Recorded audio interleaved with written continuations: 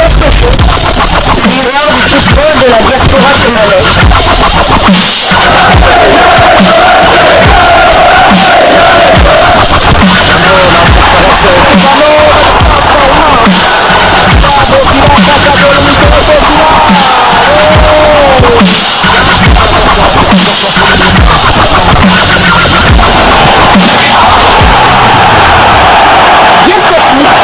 Le miroir du football de la diaspora congolaise.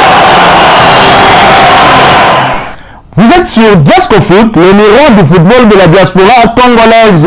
Diasco Foot vous dit bonjour, tout plaisir est pour nous de vous retrouver, mais surtout de savoir que vous êtes nombreux en train de suivre votre chaîne YouTube dédiée uniquement aux footballeurs de la diaspora congolaise.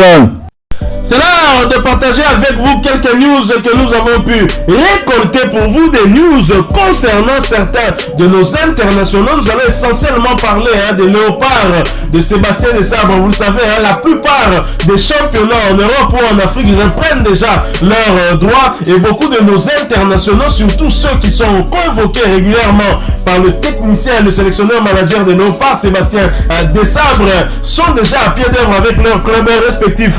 Nous allons donc faire un tour de tous ces championnats qui ont repris, en faisant un rappel de tous ces joueurs qui ont été convoqués ou pré-convoqués par Sébastien Desabre.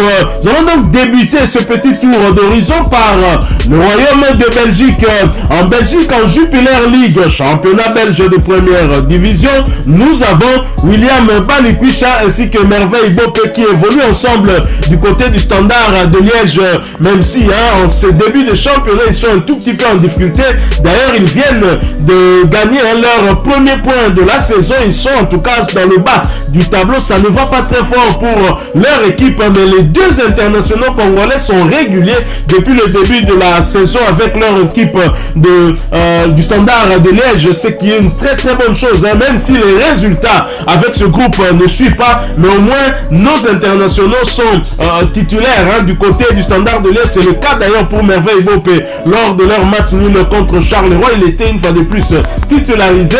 William Balikwisha n'a pas disputé cette rencontre pour la simple raison qu'il était suspendu pour ce match, mais il est trop souvent titularisé. En moins, en tout cas, il entre en cours de jeu, il engrange du temps de jeu, ce qui est une bonne chose. Alors, ils ne sont pas les seuls qui évoluent en Jupiler League. Il y a également Joris Kayembe, lui évolue plutôt du côté des vice-champions de Belgique, dans le KRC Genk, club qui a été du reste éliminé lors des barrages des qualifications de la Ligue des champions de l'UEFA par l'équipe suisse de Servette de Genève.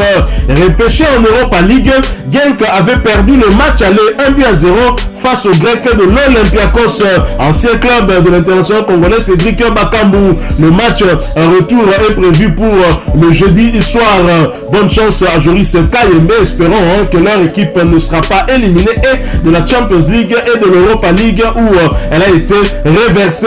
Alors nous quittons la Belgique, nous n'allons pas très loin, nous allons du côté de la France. En France, en Ligue 1, championnat français de première division où le capitaine des Léopards, l'âme du boulot, le demi-dieu congolais Chancel Mbemba Mangoulou évolue du côté de l'Olympique de Marseille. Marseille qui va jouer sa survie en Ligue des Champions le mardi face aux Grecs de Panathinaikos. Rappelez-vous, ils avaient perdu à l'aller sur le score d'un but à 0 après que le carton rouge. Ils étaient en infériorité numérique. Et Chancel Mbemba depuis un temps n'est pas très à l'aise dans cette équipe, même si lors du match d'ouverture de la Ligue 1, le match de la première journée contre le Stade de Reims, il était titularisé, mais parce que Balerdi était absent, parce que suspendu, mais Chancel Mbemba a répondu présent à l'équipe. Il a donc bien presté et son équipe a remporté ce match sur le score de 2-1. Un match difficile, et je dois dire que face au Stade de Reims, ça n'a jamais été facile. Il faut bien suivre les statistiques. Chancel Mbemba qui continue à garder son moral, mais pour combien de temps? On se pose bien des questions. On est inquiet en équipe nationale puisque c'est un élément clé de la charnière centrale de l'équipe nationale nationale. Et si il n'a pas beaucoup de temps de jeu, on a des raisons de s'inquiéter pour l'échéance future. En ce qui concerne les Léopards, c'est prévu pour le début du mois prochain contre les Crocodiles du Nil soudanais dans le cadre de la 6e et dernière journée des éliminatoires de la CAN Côte d'Ivoire 2023. Toujours en France, cette fois du côté du FC Lorient, Gédéon Kaloulou, arrière droit titulaire indiscutable au sein de la formation bretonne. Gédéon Kaloulou a d'ailleurs confirmé tout le bien que nous pensons de lui. C'était le samedi dernier lors du match de la première journée, se déplacer sur le terrain du champion de France en titre, le Paris Saint-Germain, en l'accrochant avec un match nul, score final 0 but partout. Nous n'avons pas que Gédéon Kaloulou, Chancel Mbemba, il y a également Samuel Moutoussamy qui est du côté du FC Nantes. Samuel Moutoussamy qui continue de faire les beaux jours des Canaries. Il a également disputé un match comme titulaire hier dimanche, même si ils ont perdu à domicile, mais Samuel Moutoussamy était titularisé même s'il a été remplacé, il n'a donc pas disputé l'intégralité de ce match. Alors nous restons toujours en France, nous quittons la Ligue 1, la première division. En deuxième division, nous avons aussi un contingent important des joueurs congolais, mais surtout des Léopards convoqués par Sébastien Desabre. Dylan Batumbisika vient fraîchement de rejoindre l'AS Saint-Etienne, mais depuis qu'il est là, depuis que le championnat de deuxième division a commencé, Saint-Etienne est un peu en difficulté. Lionel Passinzao, le gardien de l'équipe nationale de la RDC, gardien titularisé lors du match contre le Gabon, match de la 5e journée où les Congolais avaient battu les Panthères du Gabon sous le score de 0 but contre 2 grâce à un exploit de Lionel Passinzao. Il répond en présent du côté des Rodez. Nous avons Vital Ntimba du côté des Girondins de Bordeaux qui également est aussi un titulaire quasi indiscutable. Gaël Kakuta du côté d'Amiens SC, titulaire indiscutable dans ce club. C'est d'ailleurs lui qui a offert la victoire à Amiens en déplacement sur le terrain de l'AJ Auxerre dans le cadre toujours du championnat français de deuxième division.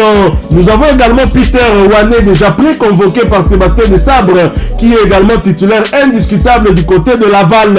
Alors, nous quittons la France, nous allons cette fois du côté de l'Allemagne. En Bundesliga, Silas Kanto passera malheureusement le seul représentant congolais cette saison. Il évolue lui du côté du VfB Stuttgart Club, qui a eu du mal à se maintenir en première division allemande. Mais Silas Katompa se comporte déjà très bien. Il venait d'inscrire un but avec son équipe. C'était dans le cadre d'un match de coupe nationale.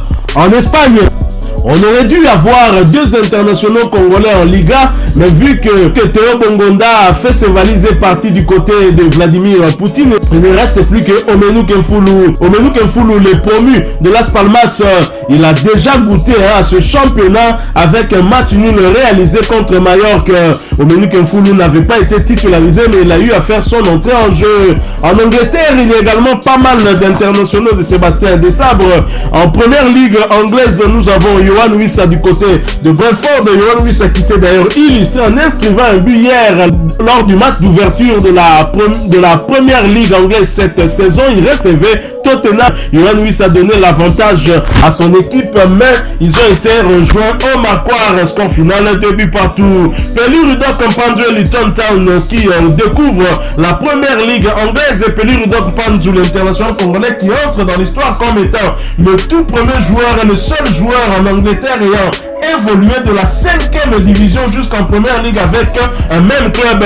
Félicitations à lui. Nous avons également Samuel Bastien du côté de Burnley. Bien que son entraîneur Vincent Kompany ne compte plus sur lui cette saison, en attendant de trouver un nouveau club, il appartient toujours à Burnley. On a parlé d'un retour en Belgique, mais pour l'instant, le mercato n'est pas encore terminé. Nous attendons, il peut encore se passer des choses. Toujours en Angleterre, mais pas en première ligue, mais cette fois en Championship, deuxième division anglaise. Nous avons Edo Okayembe du côté de Watford. Edo Okayembe qui revient de blessure et donc qui évolue dans ce club-là, même s'il n'est pas titulaire, mais en tout cas, il ne manque pas de faire son entrée en cours de jeu. Un autre joueur qui était blessé en Championship, c'est bien Gadi Diangana du côté de West Bromwich qui vient de faire son retour dans ce club. Nous quittons l'Angleterre, nous allons du côté de la Suisse. En Suisse, en Super League, la première division, nous avons Elia Meshak du côté de Young Boys de Berne. Berne, Shadrach Akolo du côté de Sengal, ainsi que Jonathan Okita du côté du FC Zurich. Les trois Congolais en tout cas ont fait une très belle entame cette saison avec leur club respectif. Jonathan Okita entre autres a déjà inscrit 3 buts en 4 matchs, ce n'est pas rien, félicitations à lui. En deuxième division suisse, nous avons le gardien titulaire en équipe nationale, Joël Kiasumbo, qui évoluait du côté de la Bellinzona, mais il est convalescent, il n'a donc pas repris avec ce club. On ignore quel sera son avenir dès qu'il reviendra en tout cas en pleine forme. Est-ce qu'il restera à la Bellinzona qui ne l'avait signé qu'une saison, ou il ira ailleurs? Wait and see, disent les anglophones. En Russie, Théo Bongonda joue du côté du Spartak Moscou. C'est lui qui a quitté la Liga espagnole pour le pays de Vladimir Poutine. Il est en train de faire des beaux jours du Spartak Moscou. Il s'est déjà illustré en inscrivant des buts en offrant des passes décisives. Un joueur sur lequel on veut réellement compter, non seulement ici en République démocratique du Congo, mais du côté de Moscou, au Spartak Moscou. En Serbie, nous avons Aldo Kalulu du côté de Partizan Belgrade, Jonathan Bolingui qui a rejoint Vojvodina Novi Sad. Les deux internationaux congolais évoluent bien dans leur club, ils sont souvent titularisés. En Chypre, nous avons Jordan Ikoko du côté du club de Paphos FC. Il évolue aussi très bien de ce côté-là. Alors, en Turquie, nous avons en première division turque la Super League.